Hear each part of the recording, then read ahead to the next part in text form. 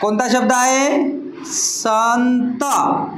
आता या शब्दाचा आपल्याला फोड करायची आहे की कशा प्रकारे करतो आपण? आता हा इथं काय आलेला आहे? अनुस्वार आलेला आहे. आणि अनुस्वार म्हणजेच काय? अनुस्वार म्हणजेच काय? अनुस्वार म्हणजे काय? स्पष्ट आणि खणखणीत उच्चार जो असतो त्याला अनुस्वार असे म्हणतात. मग अनुस्वार आणि हे विसर्ग कशात येतात? स्वरादीमध्ये येतात. आलं लक्षात? अनुस्वार आणि विसर्ग कशात येतात? स्वरादीमध्ये येतात. आणि स्वरादीची व्याख्या काय? स्वर आहे आधी असा तो. स्वर आहे आधी असा तो, त्याला म्हणतात स्वरादी. बघा आता, स्वर आहे आधी म्हणजे बघा, म्हणजे स प्लस अ प्लस अनुस्वार.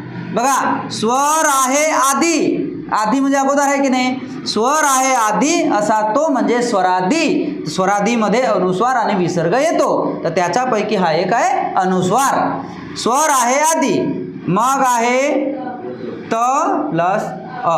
म्हणजे अशा प्रकारे आपण संतची फोड करू शकतो. तुला समजलं कशा प्रकारे केला? स्वर आहे आधी म्हणजे याचा अगोदर स्वर असायला पाहिजे.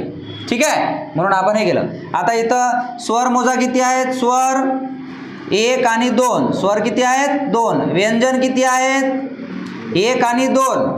आणि स्वरादी किती आहेत? 1. स्वरादी हा एकच आहे हां. आणि मूलध्वनी किती आहेत? 1 2 3 4 5. मूलध्वनी आहेत 5. असा प्रश्न येतो. अशा प्रकारचा त्याचा फोड करू शकता तुम्ही. बरोबर आहे? समजला का नाही तुला?